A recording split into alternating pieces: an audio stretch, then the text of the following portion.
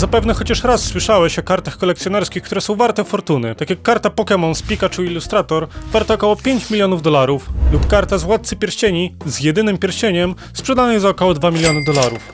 Albo ta perełka, którą trzymam w ręce i jest warta ponad 4 miliony złotych. Nie no, żartuję, rozdawali ją kiedyś do Happy Meali. To w ogóle po francusku jest? Ciekawe. Istnieją też sportowe karty kolekcjonerskie z NBA czy baseballu. Nawet ostatnio widziałem, że polska koszkadra ma swoje własne karty. Ale co gdyby Polska Liga Koszykówki miała takie same karty jak NBA? I nie zostawię was bez odpowiedzi, bo dzisiaj zaprojektujemy 3 takie karty dla różnych drużyn. I będą to Dziki Warszawa, Zastal Zielona Góra oraz Miasto z Szkła Krosno. Zaczniemy sobie od Dzików Warszawa. Tuba wypełnimy sobie kolorem z logo, w tym przypadku akurat będzie beżowy. Dodamy zdjęcie kibiców, powiększymy je na cały obszar. Następnie usuniemy górną część i zduplikujemy to zdjęcie, obracając je, żeby wypełnić lukę w górze. Usuniemy trochę tła z dolnej części karty, bo to będzie miejsce na napisy. Teraz musimy zmienić kolory tła, żeby bardziej pasowało do karty. Teraz dodam jeszcze mniejsze pole na środku karty, w innym kolorze, żeby zachować trochę kontrastu, oraz dookoła ramkę. Na granatowe tło dodam to samo zdjęcie kibiców, przyjdziemy do zdjęć zawodników. W tym przypadku wybrałem samych kapitanów zespołów, więc wrzucam zdjęcie Grzegorza Grochowskiego. Trochę je powiększam, tak żeby wypełnić całą przestrzeń. Następnie usuwam różowe tło, które nie będzie potrzebne, oraz usuwam wystające elementy poza wcześniej wyznaczonym polem. A następnie zmieniam jego kolory, tak jak w przypadku tło, na kolory drużyny, żeby razem komponowało się w całość. Teraz dodaję kolejne tło, które będzie na pierwszym planie. Usuwam również tło. Następnie muszę trochę pobawić się kolorami, żeby usunąć zieloną poświatę. Dodaję jeszcze cienie na tło, żeby trochę to wyróżnić. Oraz oczywiście cienie pod nogami. W tym przypadku będzie to zwykła karta bez żadnych dodatków. Mimo wszystko numerowana, dlatego w prawym dolnym rogu przygotowuję pole do numerowania takiej karty. I będzie to kopia numer 2 z 50 wyprodukowanych takich kart. Na samym dole umieszczam pole. W tym przypadku będzie to pozycja, wzrost, paszport oraz kiedy został urodzony. Podstawowe dane, które można znaleźć na PZKoszu, oraz oczywiście imię i nazwisko. Nie może oczywiście zabraknąć loga ligi, bo to przecież ich karty. Umieszczam je w prawym górnym rogu, daję podpis tego zawodnika na kartę, chociaż nie będzie on autentyczny. No i tak samo nie może zabraknąć loga drużyny. Następnie dookoła ramki, którą robiłem na początku, wpisuję nazwę drużyny oraz nazwę ligi. Wypełniam to tak, żeby zajmowało całą długość ramki, oraz kopiuję na kolejne strony. Na samym dole umieszczam jeszcze taki wzorek ze skróconej wersji logo dzików, tak żeby trochę wypełnić to miejsce. Jednak w obecnej formie za bardzo się rzuca w oczy, dlatego muszę zmniejszyć krycie oraz usunąć je z elementów, które na to nachodzą. Na pewno kojarzycie, że niektóre karty mają jakieś błyszczące powłoki, dlatego tutaj zasymuluję coś podobnego. Nałożę tu gradient, który ma symulować to, że karta będzie się błyszczeć pod światłem, jednak nie chcę mieć tego na całości karty, dlatego z tych elementów, na których nie chcę tego mieć, usuwam. Będzie to właściwie zdjęcie zawodnika, które znajduje się na środku, a reszta elementów będzie pod błyszczącą folią. Projekt dla dzików mamy skończony. Może na ten moment nie wygląda imponująco, ale poczekajcie do końca, jak pokażę wam tą kartę w prawdziwym opakowaniu na karty kolekcjonerskie, bo wtedy naprawdę robi wrażenie. Przejdźmy do kolejnej drużyny, czyli Zastal Zielona Góra. W górnej i dolnej części wykorzystam wzorek, który sami wykorzystuję u siebie w social mediach. Mam nadzieję, że nie będą na mnie źli za to, że sobie go pożyczyłem. Dlatego wypełniamy górną i dolną część winoroślami, a kolor tła zmieniamy na drugi kolor z logo, czyli pomarańczowy. I żeby nie było tutaj tak płasko, daję trochę gradientu, żeby to rozjaśnić. Następnie dodaję zielonogórską arenę na tło, jednak wymaga ona trochę zmian, żeby aż tak bardzo nie rzucała się w oczy, dlatego zmieniam jej kolor na czarno-biały.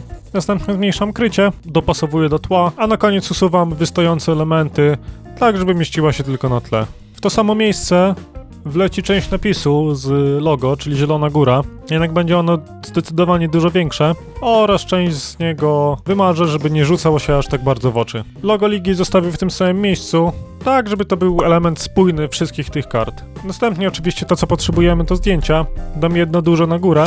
Tak jak w poprzednim przypadku, tak i tym razem będzie to kapitan drużyny. Jedno większe zdjęcie, które będzie na górnym panelu, dlatego usuwam tło oraz przycinam je do górnego pola i oczywiście często trochę poprawek. Teraz dodaję drugie zdjęcie po lewej stronie, usuwam tło wraz z piłką, bo jest ona niepełna i samodzielnie dodaję pełną piłkę. Teraz muszę wszystko dopasować, całą kolorystykę, żeby tworzyło to spójną całość.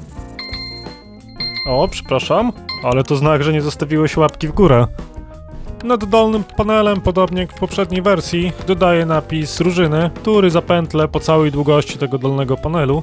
Teraz czas na logo, będzie ono w lewym dolnym rogu i w tym samym panelu oczywiście imię i nazwisko, w tym przypadku Andrzej Mazurczak. Tym razem nie będzie to zwykła karta. Może kojarzycie takie karty z kawałkiem koszulki, dlatego tutaj zrobimy sobie podobną. W tym przypadku wykorzystam herb z logo Zielonej Góry, tak żeby właśnie ten kawałek koszulki znajdował się w takim samym kształcie. Dlatego muszę usunąć sobie boki napisów, żeby stworzyć jeden spójny kształt. Następnie zmienię go sobie na jednolity kolor oraz dodam delikatną ramkę. Teraz musimy zrobić taką symulację, że jest to prawdziwy kawałek koszulki, dlatego dodaję tkaninę, która jest we wszystkich sportowych strojach. Dodaję trochę głębi cieniem w środku tego pola i teraz dodaję logo drużyny i dopasowuję je do tego kawałka materiału, tak żeby tworzyło wrażenie, że jest to faktyczny wycinek prawdziwej koszulki. Na górze tej koszulki dodam jeszcze napis, że jest to autentyczna koszulka meczowa oraz na to wszystko dodam taką folię błyszczącą, taka sama symulacja jak w poprzedniej karcie. Następnie dookoła zielonych paneli dodam taką samą błyszczącą obwódkę wraz z miejscem na numer karty. Oczywiście muszę tutaj wyciąć postaci z tej ramki. W tym przypadku dajmy na to, że będzie to trzecia karta z 25.